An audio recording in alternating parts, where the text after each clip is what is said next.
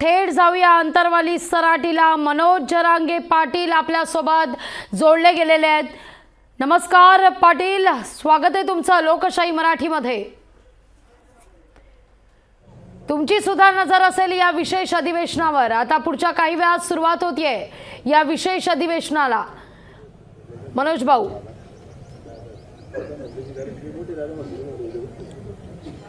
या विशेष अधिवेशन बोलवलंय त्याबद्दल दुमत असण्याचं काही कारण नाही। ते कोणता कायदा पारित करतायत, मागासवर्ग आयोगाचा अहवाल स्वीकारून त्याबद्दल एक दुमत असण्याची शक्यता नाही, आम्हाला आवश्यकता नाही। परंतु राज्य मंत्रिमंडळाने आणि कॅबिनेटने आता अहवाल स्वीकारलाय, मग याच्यात तुम्ही सगळ्या सोयऱ्यांची अधिसूचना काढली, त्यावर चर्चा घेणार आहेत का नाही, का नाही सुचवलं? अधिसूचना तर आपणच काढली, तुम्हाला त्या अधिसूचनेची अंमलबजावणी करावीच लागणार आहे। कारण मराठ्यांची मागणी, करोडो मराठ्यांची मागणी आहे की मराठ्यांना ओबीसीतून आरक्षण मिळालं पाहिजे आणि 50% आतमध्ये पाहिजे ते। कारण हे आरक्षण पुन्हा जर कोर्टात गेलं तर आमच्या मराठ्यांच्या पोरांचं पुन्हा वाटोळं होणार। आम्ही स्वप्न आमच्या मराठ्यांच्या पोरं बघतायत की आम्ही अधिकारी झालो पाहिजे, आम्ही class 1, class 4, class 1 IPS IAS दर्जाचे अधिकारी बनलो पाहिजे। मग आम्हाला जर राज्यापासून केंद्रापर्यंतचं आरक्षण हे आमच्या हक्काचं आहे, हे आमच्या ओबीसीच्या कुणबीतल्या नोंदी मराठ्यांच्या निघाल्यात, ते आरक्षण द्यायचं सोडून जी मागणीचं नाही ते देत आहे, हे सांगितलं तुम्हाला कोणी? विशेष अधिवेशनाचा फायदा जनतेला व्हायला पाहिजे का 2-3 जणांची मागणी म्हणून त्याला झाला पाहिजे? कोणत्या राज्य चालवण्याची काही मर्यादा, काही पद्धत, तुम्ही कायदा काय तुमच्या हातात आला म्हणजे काय पायदळी तुडवायला लागलात काय? विशेष अधिवेशन बोलवलं त्याचा फायदा गोरगरीब जनतेला झाला पाहिजे। कुणीतरी एक जणांनी मागणी करायची आणि त्याचं स्वप्न पूर्ण करण्यासाठी बाकीच्या मराठ्यांच्या पोरांच्या मानेवरती कोराट ठेवायची, ही कोणची वागणूक आहे तुमची? तुम्ही मराठ्यांचा किती वर्षापासून छळ चाललाय, किती वर्षापासून मराठ्यांनी मागणी हे करायची आणि आपण वेगळीच ठेवायची, हे मात्र आता आम्हाला मान्य नाही। आमच्या आंदोलनाची दिशा क्लिअर आहे, आम्ही आंदोलन करण्यासाठी सज्ज आहेत। आम्ही आज तुमची वाट बघणार। आजच्या अधिवेशनात प्रथम सत्रात तुम्ही सगळ्या सोयऱ्यांची जी अधिसूचना काढली आणि जो शब्द सरकारने दिलेला आहे त्याची अंमलबजावणी करणं तुमची जबाबदारी, आणि ती तुम्ही आज करा, ती तुम्हाला करावीच लागणार। तुम्ही नाही केली, बोला बोला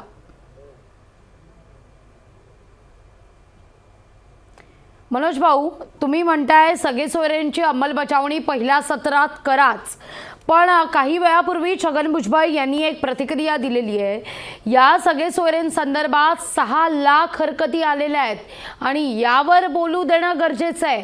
जे सरकार बोलू देईल की नाही या संदर्भात मात्र त्यांनी साशंकता व्यक्त केली आहे, पण या सगळे सोयरेच्या मुद्द्यावर त्यांनी आक्षेप घेतलाय आणि ते म्हणतायत 6 लाख हरकती आहेत। ते भुजबळ फिजबळचं सोडून द्या, आम्हाला त्याच्याशी नाही देणं घेणं। तो काय म्हणतो, तो काय म्हणणार आहे? त्याने आतापर्यंत ओबीसीचं वाटोळं केलं तर तो आमचं काय करतो? तो काय म्हणतो त्याला किंमत देण्याची आम्हाला गरज नाही। आमच्या नोंदी सापडल्यात, आमच्या जमिनीचा 7-12 सापडला, याचा अर्थ आमची जमीन आम्हाला काय देणं देणं। तसं आमच्या नोंदी सापडल्यात महाराष्ट्रात 57 लाख, तो 63 लाख काहीतरी आकडा झाला अशी माहिती। मग जर इतक्या नोंदी सापडल्या तर मराठा आणि कुणबी एक असल्याचे सिद्ध पुरावे पाहिजेत काय तुम्हाला? इतके पुरावे असते तो कोण सांगणार आम्हाला की इतक्या हरकती आल्यात? किती हरकती दाखवायच्या तुम्हाला? मी कितीतरी सरकारला जर लागत असले तर शेकडो प्रकरणं द्यायला तयार आहे की ज्यांच्याकडे कोटीमध्ये 50-50 लाखांपर्यंत 10-10 लाखापर्यंतच्या हरकती आलेल्या आहेत। स्वीकारायच्या की नाही हरकती, हे सरकारला कॅबिनेटला अधिकार आहे त्याचा। म्हणजे बाकीच्या बद्दलचा वेगळा नाही, मराठ्यांना काय द्यायचं म्हणलं तर वेगळा नाही, हे मराठी समाज आता नाही सहन करू शकत। म्हणजे आमच्या जीवावरती मोठं व्हायचं, येशीत तुम्ही बसायचे, लाल दिवे आमच्या जीवावरती कमवायचे, गुलाल आमच्या बापदादाने तुमच्या अंगावर फेकायचा आणि आमच्या पोरांचं वाटोळं करायला तुम्ही निघायचं। विशेष अधिवेशन बोलवायला आम्ही लावायचं, गोरगरीब मराठ्यांनी लढे उभा करायचे आणि कोणतरी एक जण येणार आणि पांढरे कपडे घालून त्याच्या म्हणण्यावरती विशेष अधिवेशनात तुम्ही पूर्ण दिशा त्याची बदलून टाकणार। आमचं म्हणणंच नाही की तुम्ही मागासवर्ग आयोगाचा अहवाल स्वीकारू नका, तुम्ही स्वीकारा, त्यांनाही आरक्षण द्या। आमचं काय म्हणणं नाही ते 100-150 जणांना लागतं तर द्या, परंतु समाजाची मागणी ओबीसीतून 50% आतमधली आहे। कुणबी प्रमाणपत्र ज्यांच्या नोंदी मिळाल्या नाही त्यांच्यासाठी सगळ्या सोयऱ्यांची अधिसूचना राजपत्रित अधिसूचना तुम्ही काढली, त्याच्या अंमलबजावणीचा विषय याच्यात घेत नाहीत। विषय घेता कोणचे मग तुम्ही?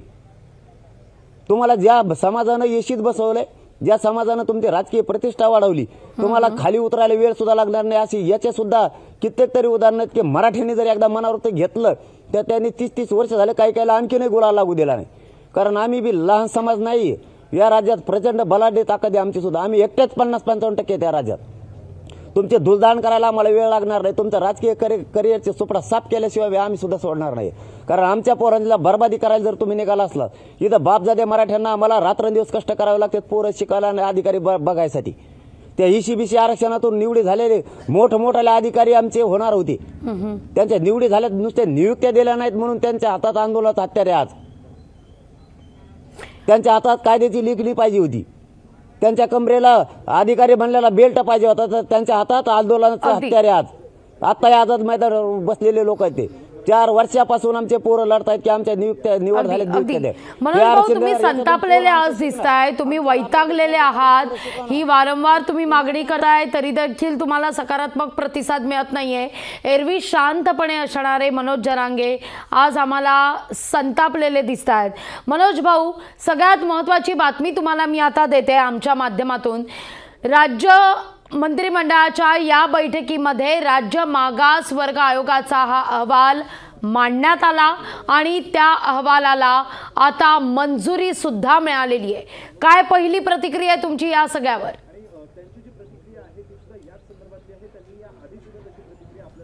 नाही, त्यांनी आमचा विरोधच नाहीये.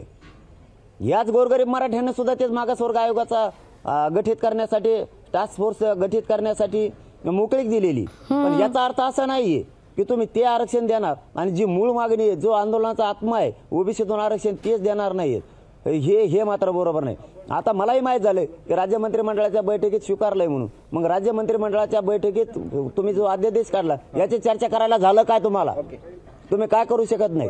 म्हणजे तुम्ही 2-4 जणांसाठी हे काम करणार, मागासवर्ग आयोग स्वीकारून त्याला मंजुरी सुद्धा देणार आणि सगळ्या सोयऱ्यांचं जर आधी सुद्धा आपण काढली, मराठा समाज करोडोच्या संख्येने रस्त्यावर उतरला, त्या मागणीला बगल देणार म्हणजे मराठ्याचा अपमान करायला निघाला तुम्ही. आणि तुम्हाला तर अशी वेळ येईल, तुम्ही ज्याच्यासाठी हा कायदा बनवायला ना त्याच्याच गळ्यात हात टाकून हिंडायला लागल. करोडो मराठ्यांची ही उसळलेली नाराजीची लाट तुम्हाला परवडणारी नसणार आहे. तुम्ही जर आज हा विषय घेतला नाही तर आंदोलनाची दिशा उद्या आम्ही ठरवणार आहेत. घरातला, राज्यातला मराठा एकही घरात थांबणार नाही. सगळेचे सगळे आंदोलनात उभे राहणार आहे. आणि 85% आमचे काम शेतीतले आता उरकलेले. आम्ही आता स्वतःच्या पोराच्या न्यायासाठी, ते पोरं मोठे होण्यासाठी या आंदोलनात उतरून तुम्हाला सगळ्या सोयऱ्यांच्या कायद्याची अंमलबजावणीच करायला लावणार. आम्ही त्याशिवाय शांत बसत नाहीत. आता या राज्य मागासवर्ग आयोगाचा जो अहवाल मनोज भाऊ आता सादर झालाय ना, त्या राज्य मागासवर्ग आयोगामध्ये मराठा समाज सामाजिक आणि शैक्षणिक दृष्ट्या मागास असल्याचं तर म्हटलं गेलेलंच आहे. याशिवाय सरसकट 10% आरक्षण देण्यात आलेलं आहे. म्हणजे सामाजिक दृष्ट्या आणि शैक्षणिक दृष्ट्या हे 10% आरक्षण असेल असं या मागासवर्ग आयोगाच्या मसुद्यात म्हटलेलं आहे, या अहवालात म्हटलंय. ते पटणार आहे का? यांनी जरी मागास सिद्ध केला असलं मराठा समाजाला, आमचं त्याच्याबद्दलचं दुमत नाहीच आहे. तुम्ही मागास सिद्ध केलं हे खरी गोष्ट आहे, परंतु तुम्हाला आणखीन कोर्टात खेटायचंय. तुम्हाला कोर्टात सिद्ध करायचंय. कोर्टाच्या त्रुटी होत्या त्या भरायच्या. या भानगडीत पडण्यापेक्षा, पुन्हा पुन्हा मराठ्यांच्या पोरांचा वाटोळा करण्यापेक्षा तुम्ही सरळ एक काम करा की मराठा समाज हा ओबीसी आरक्षणात गेलेला आहे. मराठा समाजाच्या ओबीसी नोंदी सापडलेल्या आहेत. त्याच्यामुळे मराठ्यांची मागणी ओबीसीतून आरक्षण आणि ज्या मराठ्यांच्या राज्यांतर्गत नोंदी सापडल्या त्यांच्यासाठी सगळ्या सोयऱ्यांचा कायदा आणायचा हे तुम्हीच कबूल केलेलं आहे. त्यामुळे त्या सगळ्या सोयऱ्यांची चर्चा आज अधिवेशनात प्रथम तुम्ही सुरुवातीला घ्या आणि त्या सगळ्या सोयऱ्यांची अंमलबजावणी करून मराठ्यांना आरक्षण द्या. मराठे तुम्हाला डोक्यावर घेऊन नसता मराठ्यांचा रोष आणि नाराजी तुम्हाला परवडणार नाही. कारण आमच्या पोरांचा वाटोळा करण्याचा अधिकार तुम्हाला कोणी दिलेला नाहीये. आणि विशेष अधिवेशन हे जनतेच्या कल्याणासाठी असतं, कोणाच्या एकाच्या हट्टापायी नाहीये. मराठा समाजाला नव्या प्रवर्गानुसार आरक्षण. अगदी मनोज भाऊ, पण शैक्षणिक संस्थांमधल्या प्रवेशांमध्ये 10% आरक्षण देणं आवश्यक होतं आणि त्या दृष्टिकोनातून हे आरक्षण देण्यात आलेलं आहे. असं नाही का तुम्हाला वाटत की जी वारंवार मागणी तुमच्याकडे तुमच्या मार्फत केली जात होती? 10% आरक्षण देणे आवश्यक व इष्ट आहे. काय तुमची प्रतिक्रिया? मला काही कळलं, कुंकड बोला. हे बघा, हे मनोज भाऊ माफ करा, तुम्ही आमच्याशी संवाद साधताय. मनोज भाऊ, आमच्या माध्यमातून लोक तुम्हाला ऐकतायत, तमाम महाराष्ट्रात ऐकतायत. मनोज भाऊ, माझा आवाज पोहोचतोय तुमच्यापर्यंत? मनोज भाऊ, हो हो 10% आरक्षण दिलं गेलेलं आहे या सगळ्या संदर्भात हे तुम्हाला मान्य आहे का? शिक्षणामध्ये 10% आरक्षण देण्यात आलेलं आहे. 10% आरक्षण देणे आवश्यक व इष्ट आहे असं स्पष्टपणे नमूद नाही ती 2013 आणि 2018 मध्ये सुद्धा करण्यात आलेला होता. ते कोणाचा तरी एक जणाचा हट्ट होता, ते थोपवलं गेले. ते उद्या टिकन का नाही टिकन, पोराने ते आरक्षण घेतलं आणि शिकले, आणि जर त्यांच्या निवडी झाल्या आणि पुन्हा ते रद्द झालं आमच्या पोरांचं वाटलं, आम्ही ते नाकारलं नाही. ज्याला घ्यायचं ते घ्या, पण आमची मूळ मागणी ओबीसीतून आरक्षण आमच्या नोंदी तिथं सापडल्या. या आंदोलनाची तुम्ही वेड्यात काढायचं बंद करा करोड मराठ्यांना. महत्वाचं म्हणजे तुम्हाला असं थेट म्हणायचंय की पुन्हा एकदा फसवण्यात येत आहे? तुम्हाला आज थेट राज्यापासून म्हणायचंय केंद्रापर्यंत आरक्षण आहे, ते आम्हाला आमच्या हक्काचं सगळ्या सोयऱ्याच्या अंमलबजावणीचं पाहिजे. हा शब्द हा सरकार पातळीवर मनोज भाऊ तुम्हाला थेट म्हणायचंय पुन्हा एकदा फसवण्यात येत आहे, जो तुम्ही उल्लेख याआधी सुद्धा काही दिवसांपूर्वी केलेला होता की सगळे सोयऱ्यांच्या अंमलबजावणीवरून आम्हाला फसवण्यात आलं, सरकारनं अधिसूचना काढली पण त्याचं कायद्यात रूपांतर झालं नाही. आता तुम्ही म्हणताय की मसुदा हा मांडला जातोय, जी तुमची मागणीच नव्हती. तुमची मागणी आहे सगळे सोयरेची, ती मात्र आता पहिल्या टप्प्यात चर्चिली जाईल का या संदर्भात अजूनही साशंकता आहे. या व्यासपीठावर झालेल्या आहे त्या उपोषण तर झाली, परंतु हे आंदोलन मागचे नाही आहेत. आता 50-60 वर्षातले त्याचाच विचार करून फसवणूक करणाऱ्याला सुद्धा नीट करण्याचं ताकद ठेवणार आंदोलन आहे. ते काय फसवणूक करते? त्यांनी शब्द दिलेले, सूचना त्यांनी काढलेल्या, त्यांचे मंत्री आले, त्यांचे जजेस लोक आले, त्यांचे IPS अधिकारी आले, त्यांचे सचिव आले, यांनी सगळ्यांनी सगळ्या सोयऱ्यांच्या बाबतची भूमिका घेतलेली. त्यांना याची आधी सूचना जी काढली त्याचं अंमलबजावणी करावीच लागणार आहे. स्पष्ट भूमिका तुम्ही करत नाहीये आणि इथं तुम्ही तुमच्या मनाचेच हुकूम चालवणार. याच लोकांना तुम्हाला कायद्याच्या पदावर बसवलेले, हेच लोक तुमचं राजकीय करिअर बरबाद करू शकतात. आज तुमच्या हातात देऊन तुम्ही काही कराल हे मान्य नाही आम्हाला. आमची मागणी एक, मराठ्यांना तुम्ही प्रमाणपत्र देणे, आणि तुम्ही कबूल केलेलं आहे की ज्यांच्या महाराष्ट्रात नोंदी सापडल्या त्यांच्यासाठी आपण सगळ्या सोयऱ्यांचं आधी सूचना आणून आपण त्याची अंमलबजावणी करू, आणि आम्हाला ती अंमलबजावणीच पाहिजे. त्याशिवाय तुम्हाला सुट्टी नाही. तुम्हाला मराठीची शक्ती आणि दम बघायचाच असेल तर त्याला आमचा नावेला द्या. तुम्ही तर म्हणताय की आता असं झालं नाही, सगळे सोयऱ्यांसंदर्भात जर कायद्याचं रूपांतर झालं नाही, कायदा झाला नाही, तर मात्र चर्चेची दारं सुद्धा तुम्ही बंद करणार आहात. देशाच्या या कायद्याची प्रत आपल्या जवळ आलेली आहे आणि ही कायद्याची प्रत नाही ते ठरवू आम्ही. मराठा समाज उद्या त्याला काय करायचे यांची चर्चा करून कदरून गेलेत आमच्या लोक. यांच्याशी यांना अभ्यासक कदरले, तज्ञ कदरले, सगळे जुन्या कदरले, यांना पुरावे दिले. मराठा समाज 42-45 वर्षापासून लढतोय. मराठा समाज एक कटाळा आहे. अण्णासाहेब पाटलांपासून हे सुरू आहे. सगळ्यांच्या मागण्या येतात. अण्णासाहेब जावळे पाटलांपासून, मेटे साहेबांपासून सगळे दमलेत आणि अभ्यासक तर पुरे थकले त्यांच्या पुढे वाचून.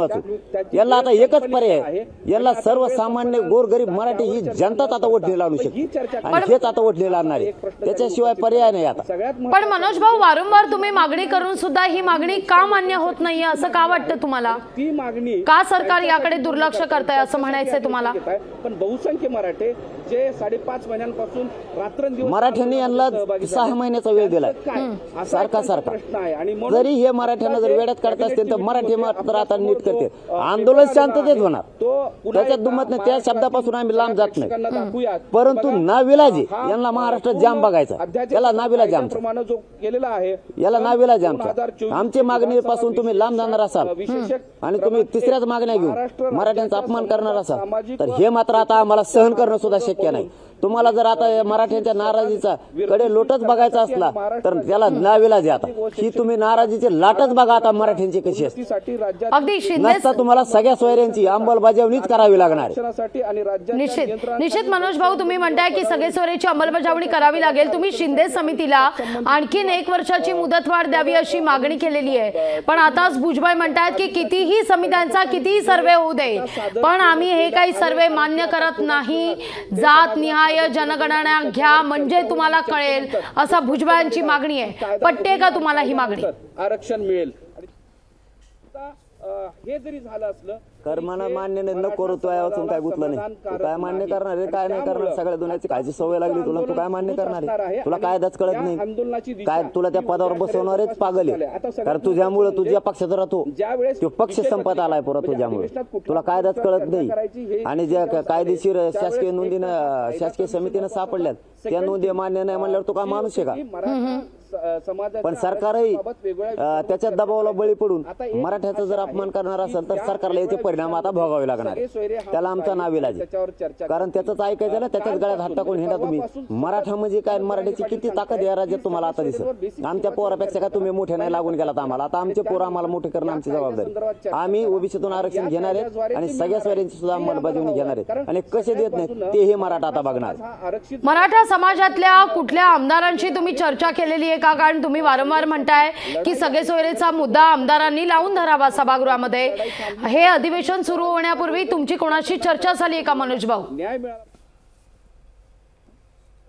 काय बोलायची गरज नाही त्याला ताई. कारण त्यांनी ठराव घेतलेला सर्व पक्ष विसरून गेलेत काय ते. अधिवेशनामध्ये खरंच ते तुमच्या मागणीप्रमाणे जर द्यायचा असेल तर वेळ द्या. 2 महिन्याचा 2 महिन्याचा दिला. 24 डिसेंबर पर्यंत 2 महिने झाले. आज 20 फेब्रुवारी 4 महिने झाले. वेळ किती देता? मुद्दा समोर सगळ्याच पक्षांनी मराठ्याच्या नेत्यांनी जर येड्यात काढायचं ठरवलं तर मराठ्यांच्याच हातात आहे आता. अध्यादेशाचं ते आता आरक्षण कसं मिळवायचं आणि सगळ्या सोयऱ्यांची अंमलबजावणी कशी करायची आम्ही अंमलबजावणीच घेणार आहे. आणि आता ते असं म्हणतायत की आता जर या सगळ्या संदर्भात आता वडेट्टीवार सुद्धा म्हणाले मनोज भाऊ की 1 दिवसाचं अधिवेशन पुरेसं नाहीये. कारण मागासवर्ग आयोगाचा अहवाल आता मांडला गेला, त्यानंतर त्याला मंजुरी मिळाली, पण या अहवाल वाचनाला वेळच मिळत नाहीये. त्यामुळे एका दिवसात इतका मोठा निर्णय कसा काय घेतला जाईल? 4 दिवसाचं अधिवेशन घेतलं जावं, बोलायला दिलं जावं. तुम्हाला वाटतं का ही मागणी बरोबर आहे?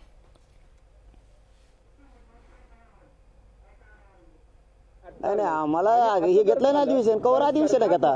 करत आहे किती दिवस अधिवेशन नाही घेतात, किती दिवस आता येड्यात काढिता. करत आहेत या अधिवेशनच आहे. याच अधिवेशनात सगळ्या सोयऱ्यांची अंमलबजावणी करा. बाकीचं आम्हाला काय माहिती असा मुद्दा आणि आम्हाला ती पाहिजे आता. आणि हे सगळं करत बस झालं आता तुमचं. मोठ्या प्रमाणामध्ये जर या अधिवेशनामध्ये पुन्हा जर आश्वासन मिळालं आणि आत्ताच हे अधिवेशन सुरू होणार आहे, पुढच्या 15 दिवसानंतर पुन्हा अधिवेशन सुरू होईल, त्या अधिवेशनात हा मुद्दा पुन्हा चर्चेला जाईल असं जर सरकारकडून तुम्हाला सांगण्यात आलं तर ही मागणी तुम्हाला मान्य असेल का? आश्वासन फसवसन काही नको आम्हाला. असेल तर या सगळ्यांना विश्वासन काही नको आम्हाला. आम्हाला या अधिवेशनात कायद्याची आमच्या सगळ्या सोयऱ्यांची अंमलबजावणी पाहिजे. त्याशिवाय आम्ही आता मागं हटत नाही. ते बाकीचं काय हो आम्हाला त्याशी काही देणं घेणं नाही. आम्हाला पाहिजे म्हणजे पाहिजे आणि ते आता आम्ही मिळवणार. कसं मिळत नाही तेच आम्ही बघतो. जर सगळे सोयऱ्यांसंदर्भात आज जर अधिवेशनात चर्चा झाली नाही तर मनोज जरांगे पाटील यांची पुढची रणनीती काय असेल? सरकारशी काही जरांगे पाटील आज चर्चा करतील का?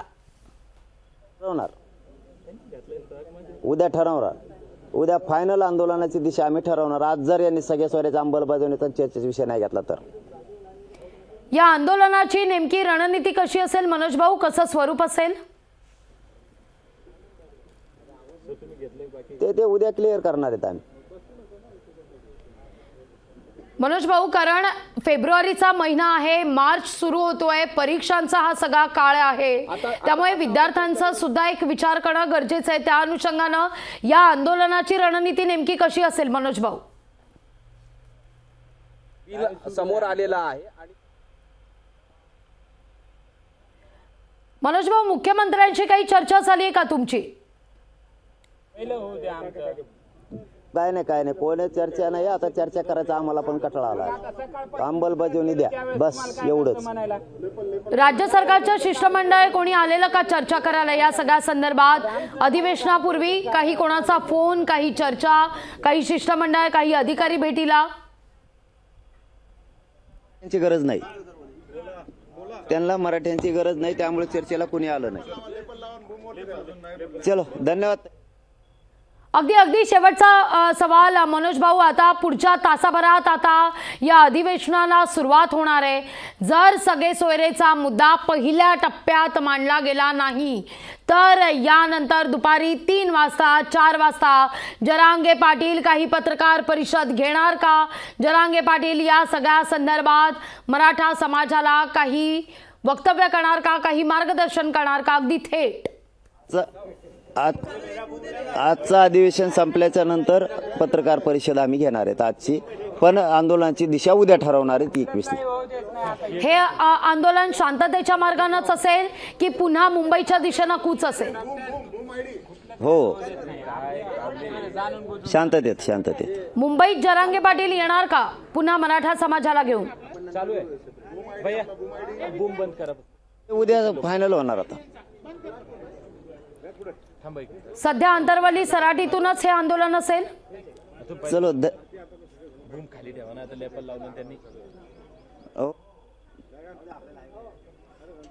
अगदी धन्यवाद मनोज भाऊ, आमच्याशी संवाद साधला त्याबद्दल. आपण पाहतोय शिक्षण आणि नोकरीत 10% आरक्षण देण्यात येत आहे, पण सगळे सोयऱ्यांसंदर्भात मात्र जरांगे पाटील आपल्या भूमिकेवर ठाम आहेत.